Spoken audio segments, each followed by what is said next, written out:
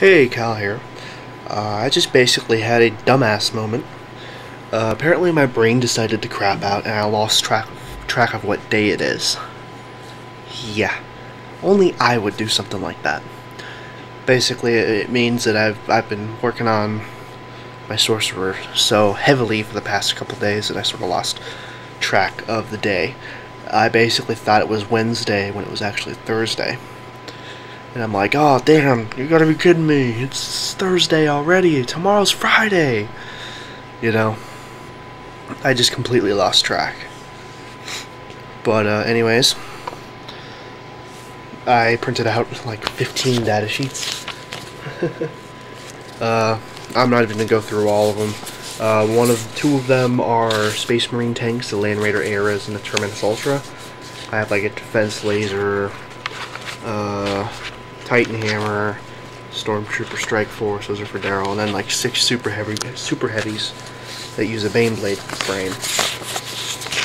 But also have the Emperor Battle Titan data sheet.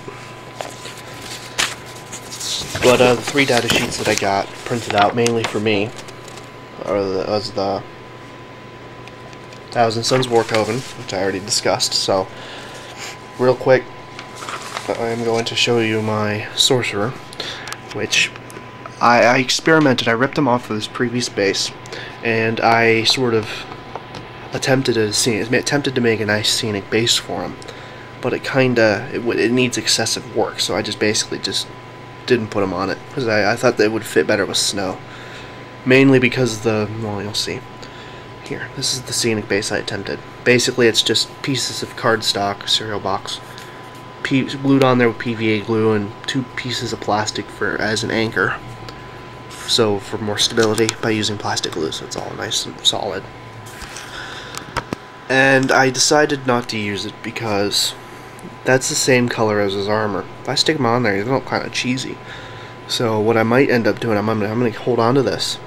I put them on another base. I have a few extra Termi bases, and I'm gonna see if I can get a brighter blue and highlight or overcoat, and then add more coats to the white. So basically, for my War Coven in progress, the guy that is going to be filling up this slot, it's not going to be Araman. It is going to be this guy. He's not done yet, by the way. I have to put all the silver trim. I just decided to make it easier, and it looks kind of cool. This entire foot and his left lower leg is all silver, bulk on metal, but it's more of a silver. I've actually base coated with tin bits, so any place that I missed it would look a little rusted, and I just did the entire leg there. And for this leg, I'm going to be doing the trim, then the one little raised area there. That's going to be silver, and pretty much all the spiky bits on the hip armor and on the back armor there, it's going to be silver. I'm going to have silver up on the line there, and then silver on the chest and silver on the mohawk area on his forehead. So he's basically going to be very silver. Now his groin piece I sort of brightened up a little bit. I put down bulk on metal, then I went back over with the blue to sort of brighten it up a little bit. I had to actually cut out the eye because there was too much paint in there, so I had to cut out the eye. I had to put Bedaub black in there, and then I had to brush back over with the blue just to keep that as if there's shadow in the eye and the nose area.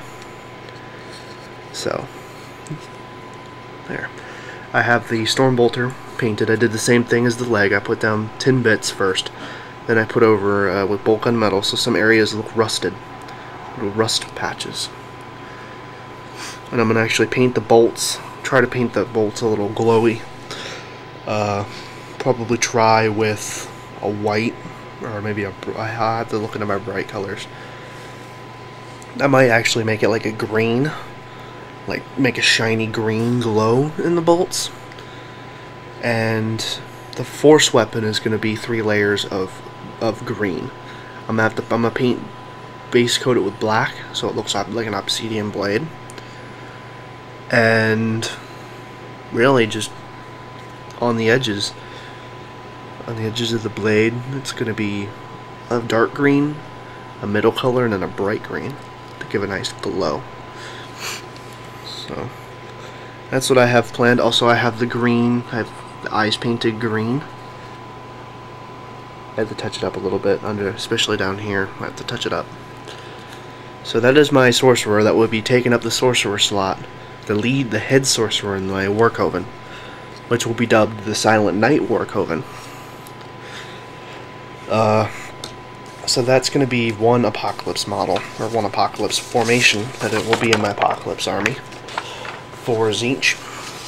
My second apocalypse choice for an apocalypse army will be this Doomsday device, which, while the Doomsday device is more of an option, I'm just gonna have it on hand. You know, it's like, oh, I can just bring in a Doomsday, and I kind of just figured that it would be a good thing to have. You know, it does some pretty cool things, but it also has its side effects.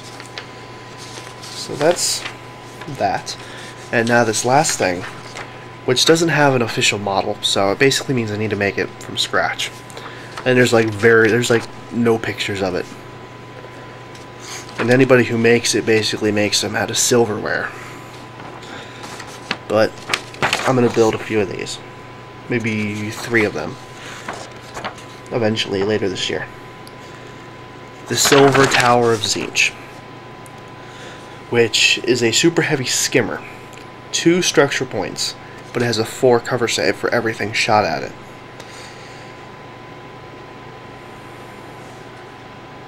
So it's basically the tower itself, and any friendly models within 6 inches of the tower count as obscured. So basically it grants cover saves. It's only 400 points to have for one of them. And it's basically a skimmer. It's like on an island with like dirt and everything, like it's been risen up out of the ground. And it's gonna have like towers with guns, with these mystical guns, which it has 1 turret mounted beam of power and D6 turret mounted bolts of change. All the front, side, and rear armor are 12, which kind of means you want to have it more in a formation, or maybe have about 4 of them. Which it also means that if it has 12 armor all the way around, they're probably maybe the size of a rhino. And well, the base of it would probably be about the size of a rhino. Has ballistic skill 4. It's possessed. Has the protective wards, which gives it and anything within 6 inches 4 up cover save, and then the bolts of change. Every time the tower fires, it's bolts of change. Roll to see how many shots are fired. Each shot can be fired at different targets. If the controlling player wishes, weapon destroyed results affect this weapon differently. Reduce the number of bolts of change fired by 1 for each weapon destroyed result the weapon is suffering. So basically, if you get a weapon destroyed, you the bolts of change. When you roll, if you roll a 2, it drops to a 1. But if you roll a 1, you don't fire at all. That kind of deal. So I'm probably going to build about 3 of these and have them in a formation. It's going to be, there's straight 400 points each, so for a 1200 for 3 of them to have, which, you know, have some models within 6 inches, just sort of moving around. Like, actually, take the War Coven, right? Get about 4 of these, 3 of these. Take the War Coven, keep them within 6 inches of this, and it further protects them.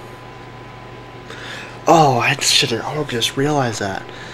Because the War Coven launches the Storm of Change. So, you know, yeah, with the Terminators are optional. But even without the Terminators, they get a 4 up cover, right? So if I have the Silver Towers of Tzeentch and keep them all bundled up, and keep these guys within 6 inches, they will be further protected. And they could launch the Storm of Change whenever they can. And whenever they need to, you know. The Terminators, of course, they're just their protection. I just realized that. I'm definitely making these for the apocalypse. So three silver towers of Tzeentch and 1 war coven with at least 1 Termi squad. Man, I am a genius. People are Jeremy and Joe both tell me that my Chaos Army is annoying at 1,000 points. If I bulk up my Chaos Marines to 3,000 points, bring in super heavies and everything else, you know, 5,000 points, they're gonna hate me.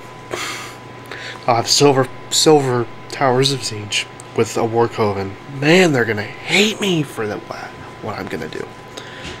They're gonna rip me to pieces. They're gonna want to just grip my neck and twist it, because my army's always annoying. My generic Space Marines are annoying, but they're not as annoying as my Tzeentch Marines. So yeah, makes me want to get the I'm gonna have to get the Apocalypse rulebook. But that will be for another time. So tell me what you think of the 3 data sheets. The Doomsday device is I'll probably be able to make this with what I have in the house. So this thing will be created soon. It looks weird because it's all reverses. I can't read it. This right here will probably be made within the next month or so, as I can make it out of stuff I have lying around the house. Silver Tower of Tzeentch will be made from complete scratch and then have some bits and whatnot on it. The 1,000 Suns War Coven will be built up. Basically, I'm gonna get a combat squad, an attack squad, a 5-man Space Marine squad for Chaos, and convert them into Chosens with power swords and bolt pistols. But they're going to be modular, to where they can be normal Chosen and aspiring sorcerer Chosens. Termi squad as well. The Terminator will have 1 Termi champion, but it's going to be like a sorcerer. It'll have a power weapon and a bolt and a twin link bolt gun. The rest of them, actually with the Termies, I'm going to magnetize the arms. I'm going to have the shoulder on the model and then cut it down underneath and have it magnetized where the arms can come off, because 1,000 Suns Terminators, they have to have a power weapon and a combi bolter. They can't have any other options. Only the aspiring Terminator Sorcerer can have one. Can have any options, and that's only from the 1,000 Sun section. So no, I might as well magnetize some stuff. So tell me what you think of that. This will be the lead sorcerer. He's like 170 something points. Well, he's actually he's about 200 points, which is still cheaper than Araman. So I will have a video up soon, maybe even tomorrow, of this guy completed. And he is looking really good. I have the fur done. I basically put down Cathan brown, and I dry brushed with vermin brown, sort of give it the fur look I was looking for. I have to just really do the trim and everything else, just to give him a silvery look. Because I've decided with all the sorcerers, they're gonna have excessive. They're going to have a lot of silver on their armor. Silver Tower of Tzeentch. So basically it's like an alternate Tzeentch color scheme. You know, but it's like blue and gold, but instead of a dark blue, it's a light blue. Instead of gold, it's silver. And their magic and Silent Night magic weaponry is a green color. You know, the bolts are going to be glowing green, and the force weapons will be green. So I like how my Tzeentch army's going, and if they're going to be apocalypse, they're going to be big dangerous. But anyways, I gotta cut this short because I'm about ready to go over my limit for 15 minutes. So tell me what you think of what I have rolling. I'll have a Doomsday device made eventually. I might even start it now after this video. Well, this is apocalpyse 665 signing out. Bye bye. Put comments down below on what you think, because I love feedback.